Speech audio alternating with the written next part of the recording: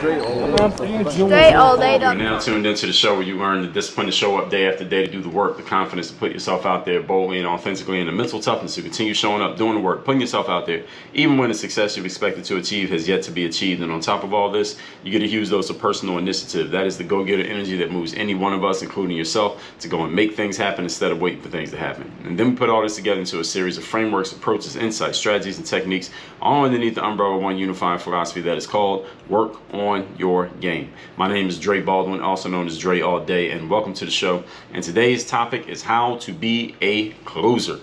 I'll get into where that's coming from and where it's going in a minute. First, let me remind everyone that I send out a daily motivation text message. This is a message that is guaranteed to keep you focused, sharp, and on point every single day. I'll give it to you for free every day to your phone. As long as you keep paying your phone bill. You don't have to pay a bill to me. Just pay your phone bill so you actually get text messages. All you got to do to get this text is text me at my number, which is 305-384-6894. The message is free every single day. You can even respond to any one of those messages and engage in conversation with me. Ask anybody who already is in it, and they'll tell you that this is true. So send a text to that number, 305-384-6894, every day when I send out the daily motivation. Since you're in my text community, you will be receiving it. The numbers are listed below in the show notes as well if I said it too fast for you. Now, get into the topic, how to be a closer. There's a training I did that is available in Work on Your Game University. It's called Selling 101, where I go over the 4 steps of selling. And the reason why this training matters so much is because a lot of people only tell you the first 3 steps of selling. They forget the 4th step, the 3 steps, or they tell you some form of 3 steps. So they leave out what I describe as the 4th step. The 4 steps of selling are very simple. First of all, you must identify a need or a problem that other people have. Number 2, you either create or you obtain access to the solution to people's problems. Number 3, you present the solution. In other words, let them know that you have a solution to their problem. And this is usually where people stop.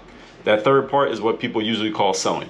All right, this is where you tell people that you have a solution to a problem that they have. So if somebody wants to lose weight, you may tell them that you're a personal trainer and you can help people lose weight and you have access to a gym and you got this nutrition program and you've helped a bunch of people lose weight, and then you stop talking and then you hope that they buy from you. That's selling.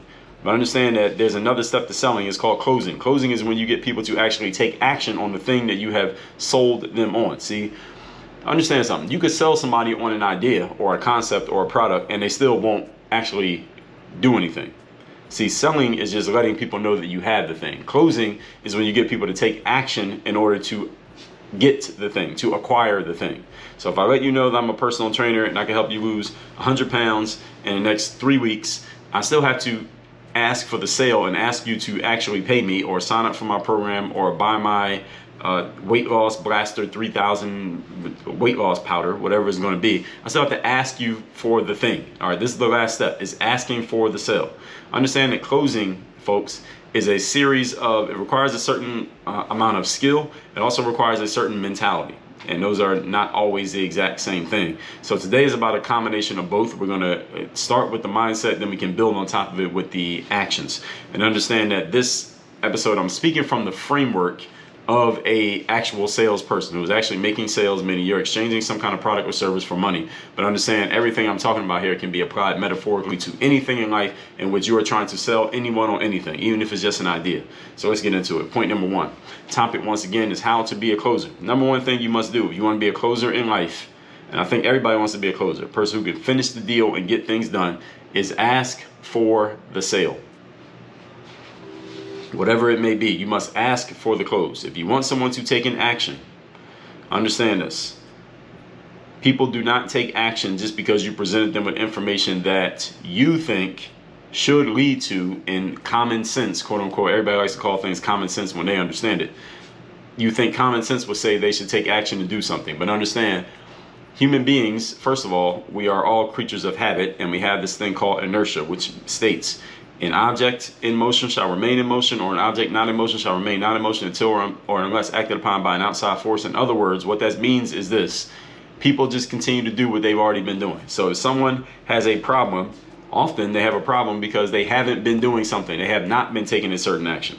So when you have a solution that would solve their problem, here's what needs to happen. You need to get that inertia going in the opposite direction from where it's going. Right now, their inertia is that they're not doing anything about the problem. You need to get them to a state where they are doing something about the problem, which requires an outside force to move them to change their state. Guess who the outside force is? No, it's not them, it's you. You are the salesperson. This is the close. The close is you asking a person to take an action that they were not taking 5 minutes ago that is going to change their situation. In order to get the close, you must let them know that you have the thing. You must ask for them to take the action for the thing, and you gotta let them know why doing so is going to benefit them. This is all part of the closing process that is within the sales process. Any of you who sells anything, you understand this. And any of you who sells anything, you probably had a situation where you presented the thing, you sold, you told them about your solution to the problem that they had, but you failed to ask for the sale, or you simply didn't have the tools to ask for the sale, so you didn't ask for it. And even though it might have been clear that they even needed it, might even wanted the thing that you were selling, because you didn't have the tools to ask for the close, or you didn't logically understand or emotionally understand asking for the close, you didn't do it, and therefore you missed out on the sale. That person bought something, they just didn't buy it from you. This is what happens when you don't ask for the sale, is that you miss opportunities. And again, I told you I'm speaking from the frame of actual selling, like in business, but you can think of, many of you can probably think of right now, many times in your life, many situations in your life where this can be beneficial even outside of the realm of business. You want someone to take an action, but you are not clear. I'm talking about really, really clear, articulating what you want them to do. And because you don't articulate it, they just don't do it. And look, they might even know that they could do it, but they're going to wait. They're going to make you say it. And if you're uncomfortable saying it, then it's not going to happen. Any of you experienced this before? I'm sure you have. I'll give you an example. I was on a phone call with a company recently. And this company was selling a product that I actually liked. Well, the salesperson was representing a company that sold a product that I actually liked and that I may eventually buy. By the time you hear this episode, I may have bought the product anyway, but let me tell you what happened in the conversation. In the conversation, salesperson had a pretty good process. They were following the system, which is good.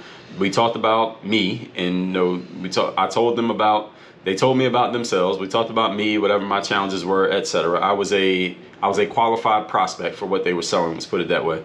And the woman, I will say it was a woman I was talking to, she told me the prices of the product. Well, it was one price of the product. Well, different ways to pay for it, but one price. But here's what she didn't do. In the course of this conversation, we talked for about an hour. This woman never explicitly asked me to buy. She told me about the product. She asked me questions about me. She told me how the product could solve my issues. You notice the 4 steps? She already knew that I had a certain problem that her product could solve because I raised my hand as a qualified prospect. All right. Then she talked about the fact that she had access to, she hadn't created, but she had access to the solution. In other words, I will sell you this thing that will solve your problem, Mr. Baldwin. Then she told me all the good stuff about the product. That's step 1, step 2, step 3 of selling. But she never got to step 4. She never said, Dre, will you buy this product for X number of dollars? She never actually said it. If she had actually said it, I might have bought, but she didn't say it. And guess what? I didn't buy. And she might end up losing a sale because of it. Now, maybe, like I said, I may end up buying this product anyway because I actually like the product. So I may end up buying it anyway, but the fact that she hesitated to make the sale means her money will hesitate to get to her pocket even if I do buy. If I buy, I'll still buy from her. She was a good salesperson. She was not a good closer. Understand the difference? Since she never explicitly asked me to buy, she wasn't able to make the sale. Could that be part of the reason why? I think so. Gentlemen, when you go out and you're at a bar or a club or the mall and you meet a girl who you're interested in, you can't just stand there and smile at the girl because she's probably not going to make the move to close most of the time. If you want that girl's contact information, or you want to go on a date, or you want her phone number, what do you got to do? You must ask for it. You have to close. You have to close, and you got to go and take the thing that you want. I don't mean take it like by force, but take it as in you must take control of the situation and move people along to the step that you want to take them to. You have to be able to close. A couple of resources that I'll give you on the concept of closing that, again, are based around business closing, but you can use these principles in anything. A classic version, or a modern version, is Grant Cardone has a book called, what's it called? It's called The Closer's Survival Guide. Really good book. I would suggest you get the audio version because he speaks it out and talks through them. Really good stuff. I've listened to that audio book probably 50 times. And then you have Zig Ziglar has a book called Secrets of Closing the Sale, which is a classic. He actually created it as a course, and he taught it as a live course but he recorded all the audio, and then you can get that as an audio book. You can actually find that on YouTube also. So go look up both of those, and I would suggest you read both. Any of you who wants to get better at closing the deal in anything you do that involves human beings, doesn't have to be in exchange for money, any kind of close. Point number 2. Today's topic, once again, is how to be a closer. Number 2, you must control and direct the situation. So I'm kind of working backwards here. To get to the close, you got to control and direct the situation. Great performers are very good at what they do, of course, but they are doing things to set themselves up to be great. See, this is what makes a great performer great, is not that they just show up to random situations where they have no control over the circumstances or no control over the environment, and they just figure out how to make it work every time. Now, they will probably try to have you believe that that's the case. That's not actually the case. So I'm going to make sure y'all understand what I'm saying. People who are great performers set themselves up to be great performers by putting themselves in environments in which they control some of that environment, so that when they do their thing, it is already set up for them to win. Or they are not just randomly showing up in random places and doing these things. When so they do their homework is what they do. If you didn't hear my episode on doing your homework, a very important episode of this show that, again, can apply to many things. Listen to episode 1925, Do Your Homework. One way of doing your homework is setting up a situation that puts you in your best possible light and in your best position to do what you do best. That's what doing your homework means. As the saying goes, a fish is a genius in the water, but on the sand, not so much. So if a fish wants to show you how amazing it is, the fish is not going to take you onto the sand to give you a demonstration of its skill, right? That would be bad, what they call place strategy. All right, the fish doesn't want to go on the sand. All right, the fish wants to go into the water, because in the water the fish is a genius. So if the fish gets to show you all of its abilities inside the water, you're looking at that fish like, damn, this fish is amazing, because they're doing all these crazy things that I didn't know any other living thing could do. But if you take that same fish and have it do the same demonstration on the sand, it's not going to look so good. This is the way that you should start thinking about things. This is doing your homework. This is not cheating, it's doing your homework. It's putting yourself in a position to where you are in your best light, so that you can put on your best show, and thusly you can get your best close. You can ask for what you want and actually get it. Good closers are like fish who make sure they have all of their conversations in the water. Everybody following that metaphor? A good closer doesn't go stand, is not a fish that stands on the sand and says, I'm going to prove a point by proving I can do it on the sand. No, a good closer says, hey, come into the water so we can have this conversation. And that's where they close you at, because that's where they can dominate. You get it? As a salesperson, your job is not proving a point about how talented you are. As a salesperson, you have one job: close the sale. That's your job. Your job is to make sales. That's why they call you a salesperson. If you're not making sales, you ain't a salesperson. As a closer, your job is to move the conversation to where you want it to go, onto terrain in which you control the situation, and put yourself in the best possible position to actually make the close. Sun Tzu said in The Art of War, if you know the enemy and you know the terrain, in 100 battles, you will never be in peril. You don't want to have variables. You want to have as few variables as possible. You want to move everything onto space that you control. It's the same thing that we talk about when we talk about building lists for entrepreneurs out there. You don't want all your sales to be based on running Facebook and Google ads, because Facebook and Google can change the game on you anytime they want to. Now your whole business is falling apart, because now the area that you never had control over has changed on you, and you can't keep up with their change. But if you have ownership of the way that you communicate with people, in other words, you have connections via a list, or when those of you are in my text community, or you're on somebody's email list, I can connect with you directly, whether Facebook or Google loves me or hates me, it doesn't matter. I can have a direct connection with you. I don't have to go through anyone to let you know how I'm doing, or what I got going on, or what I want to say. That's what a good closer does. They control the terrain, and they control as much of the situation as possible. That's what a good closer does. That's what a good salesperson does. Any good salesperson or closer always puts themselves in the best possible position to win. This includes directing a conversation so that the close is easier and not harder. This is why good salespeople usually have a sales presentation. They have a framework for how they have a sales conversation. Even though you might not know that there's a framework to the conversation, there is a framework to the conversation. Good salespeople, that is. They have a framework that they're following, even though it may feel like you're just having a conversation. They are moving you along in a strategic way. People who actually know what they're doing, at least, they are. Now, if you're doing it randomly, If you're still making sales, it's probably because of your talent, and maybe you got good timing, and maybe you got the perfect audience match. But I would suggest you professionalize what you do and start moving people along a process so that you can better predict your results. Magicians, for example, I'm talking about actual magicians who do magic tricks. They set up their shows so that it's easier to deceive you with their magic tricks. So usually magicians, when they are doing what seems like random magic on the street, they set that environment up ahead of time. They know what they're doing. That you don't know what they're doing, but they know what they're doing. That's why the magic works, quote unquote works. There's a reason why bartenders, for example, ask you to put a card on file when you come to the bar. They ask you to put a card on file and open the tab. Why do they ask you to do that? Because if you give them your card and open the tab, it's much easier for you to say yes to the second drink and the third drink than if you got to pull out your card every single time and buy that drink. Because every time you pull out the card and buy the drink, you got to think about the fact, man, I'm buying another drink. It costs this much money. I shouldn't be drinking this much. But if you just get them the card and they put it on file, hey, you want another drink, sir? Sure. You don't even have to think about it. You don't have to make a decision. You get it? You don't have to make a purchasing decision. It's easier if they already have your card. These are small things. It might seem like a very small thing, but it makes it easier for that bar to win, so to speak, and get you to spend more money because you don't have to keep making a choice every time. They reduce the number of choices you need to make, which makes it easier for you to spend more money, and they're in the business of extracting money out of you. All right, that's the whole deal. So you just got to start paying more attention to how the game works. And when you start noticing, when you understand this, you'll start noticing these things in all places in life. And even better than noticing them is when you start actually doing them. So you're controlling the situations and not just being controlled by the situations. But people do this all the time in life. Again, as you get more conscious of it, you'll start noticing it a lot more. And again, start playing the game instead of just being in the game. Point number 3, today's topic once again is how to be a closer. Number 3 thing, have material for closing. All right, closing is cool when you actually know what you're doing. You don't know what you're doing, you can understand everything I'm saying here today, but still not make any closes. So get the material that I referred to earlier, Cardone and Ziegler.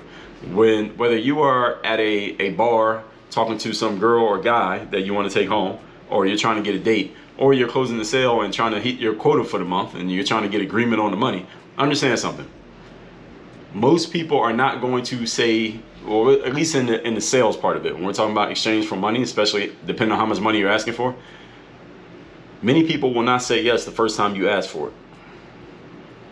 Doesn't mean they won't say yes ever, but they might not say yes the first time you ask. Just like the example I gave you. I was on the phone with somebody, she told me about everything that they had, and I liked their product, may even still buy, but I might have said no even if she did ask for the sale. Sometimes people don't say yes the first time you ask for it. Maybe because of sticker shock, maybe because they were just trying to find out how much it was so they can make plans around it, maybe because they're shopping around, maybe because, who knows, maybe they just, whatever way you asked is not the way that's going to trigger them to take action. There's many reasons why people don't say yes the first time. I've been in sales conversations, depending on what I was selling, I've been in sales conversations that have lasted for hours. Yes, hours, sales conversations. And it's not like I was talking for hours trying to present the product. It's from the time that I first asked for the sale to the time that a final decision was rendered, yes or no, it's been hours. I've been in these conversations before. This happened in everything from network marketing to gym memberships to electronics to coaching products to talking to girls at clubs. There are times, I ain't saying they always take hours, but there are long conversations between the time I make my first proposal to the time we get a final decision. It takes time. And here's what you have to understand. If the person that you're talking to really doesn't want to buy what you are selling, if they really just do not want it, you know what they're going to do? They're not going to keep talking to you. So let's do some deductive reasoning here. If me and you are talking and I'm making you an offer, I'm trying to sell you something, and I asked you an hour ago if you would buy, and you did not say yes. You said something, but you didn't say yes. And it's an hour later and we're still in the conversation. Here's something that I know for sure. You want to buy, because if you didn't want to buy, you would have just said no and the conversation would have been over, right? Why are we still talking? We're still talking because you want to buy. You just need me to lead and direct the conversation. You need me to close the conversation and get you to say what you want to say, but you're not going to say, you're not just going to give it to me, you're going to make me earn it. And as a closer, this is the deal. This is the game. All right, you should be happy when this is happening, because now it's just a test of your skill. And if you have skill, you should be happy when somebody tests it, because this gives you more opportunity to show it off. If someone really doesn't want to buy from you, they're not going to go back and forth and keep talking to you. They're just going to get up and leave. They will say no and it'll be over. If someone keeps talking to you, even if they didn't say yes, they are giving you, literally giving you, an opportunity to see what they need to say, what they need to hear in order for you to make it easy for them to say yes. They are waiting for you to do it, but you got to take control of the situation. This is the mindset of the closer. I am in control of this situation.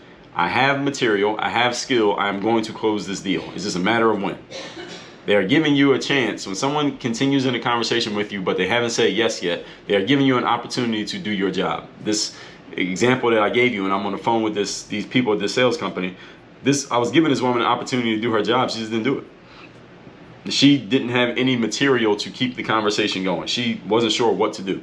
I think she had been trained to just present whatever the thing is, the product, then present the price, and then either the person says yes or no, and then that's it. And maybe they got so many prospects and so many clients that it doesn't matter whether I say yes or no. Maybe that's their situation. Who knows? But what I do know is that she missed out on the sale simply because she didn't have closing material and she didn't even ask me to buy. So you got to be prepared, salesperson, to do your job by having the material to close. What do I mean when I say material to close? I'll give you another example. One of my first sales jobs, actually this is the first sales job I ever actually got hired for, but I never actually got around to doing the job. I was still in training when I just stopped showing up. It was selling landline phone service. Those of you who know what a landline phone is, go to your grandma's house. She probably has a phone that has a little cord connected to it, and the cord is plugged into the wall. Those are the kind of phones we used before we had cell phones and smartphones. So that's called a landline phone. So I had my first job out of college, I got hired to sell landline phone service. And the only thing I got out of that job that was useful as far as learning material was the guy who was training me. His name was Matt. He had been there for a while. And he explained this concept that you need to have a lot of closing material. It's kind of like having a gun with a whole bunch of bullets in the chamber. And he explained to me, all right, so when you first try to make the sale, you're going to fire your first bullet at the prospect, not trying to kill them, but trying to get them to close. They might not close. But you don't want to have only one bullet, because now you shot your only bullet. Now what else? You have nothing else to say. Now you can't close the sale. But if you have 10 more bullets in the chamber, now you can just keep trying with different bullets until you find a bullet that works. Some of you are trying to close with only one bullet. And if that bullet misses, then you're a shit out of luck. It's better if you had 10 bullets. 10 bullets just means you need to step up the material that you have at your disposal so you have more options for getting the deal done. Because some people will want to hear you say bullet number 2. Some people want to hear bullet number 5. Some people want to hear bullet number 9. But if you don't have bullets number 2, 5, and 9, then you can never get around to them. You only got bullet number 1. Some people will close on bullet number 1, but not everybody. So you need to have enough bullets in your chamber such that if and when the first bullet doesn't do the job, then you have more. You got more to work with. You don't want to be stuck with nothing else to say and you shot every bullet you got left. Now, only thing left is to throw the gun at the person, hope you hit them upside the head. This is what happens to many amateur closers, is that you don't have enough material to keep a conversation going when your first attempt does not work. Also keep in mind that many people who are professional buyers, meaning they've been in these conversations a lot more than you, they may have more bullets in their mind than you even have at your disposal. They're going to push back at your attempts at closing just to see how much closing material you actually have. They want to see how good you actually are, even if they intend to say yes. And I've had this happen in the speaking business, in the coaching business, in all kinds of businesses, even in relationship dating situations. I've had people do this. Just keep the conversation going just to see how much material I got. Just see how much game you actually have. All right, people will do this to you, especially people who are very professional. They want to find out how professional you are and if you have the resources to keep going. As the saying goes, when it comes to closing material, it's better to have it and not need it than to need it and not have it. So make sure you load yourself up with closing material so that you can do these things we're talking about here today. Let's recap today's class, which is how to be a closer. In my training, Selling 101, I talked about this last step that a lot of people miss out on. You got the first 3 steps, but the last step is actually asking for the sale. And what we're really talking about here today is the mindset and the skills that go with it. Number 1, ask for the close, whatever it may be. Closed mouths don't get fed. If you don't ask for the sale, do not expect people to force the sale upon you. Most of the time that's not going to happen. Sometimes people will buy from you and you fail to sell or fail to close. Most of the time when you fail to close, people will not buy anything, and it is your fault. Number 2, control and direct the situation. Great performers are very good at what they do, yes, but they are doing things to set themselves up to be great. In other words, they do their homework that puts them in an environment that is conducive to them being successful, and you might not even know what they're doing to set it up, but they are doing something to set it up. People don't just randomly show up and they're just this good no matter what the situation. They set the situation up for them to win. They set up the environment to make them successful. Number 3, have material for closing. Whether you're talking to a girl or a guy at the bar and trying to get a date, or you're closing the sale and trying to get an agreement on the money, people will not always say yes the first time. That's why you got to have a bunch of bullets in your chamber, so that if the first bullet doesn't land, you got another and another and another bullet that you can shoot to see which one is going to work. And many professional prospects who might have just as much selling and buying experience as you do, if not more, they will keep the conversation going just to see how much game you actually have. And if you have no game, they won't buy from you. They'll buy from somebody who actually has game. And game means you need closing material. You need enough material to keep the conversation going, even when the person hasn't said yes and you feel like you have knocked everything out. I would really suggest the one that, if I was to take all the closing materials and the training stuff that I've heard and read, and say the best one is Zig Ziglar, Secrets of Closing the Sale. That is an audio book, is also on YouTube, and is also on, you can probably find it on some audio streaming services as well. I would suggest everybody listen to that, because you will learn some techniques just for, you could even use these in regular everyday conversation that will help you close sales, help you nail down deals, help you nail down agreements with other people. Because getting an agreement is a sale, even if it's just an ideas. So sometimes people want to find out how professional you are, how much resources you have, and if you can stay in a conversation. If you can't, they won't give you their business because they just don't respect you. You want people to respect you, you got to have just as much game than they have, if not more.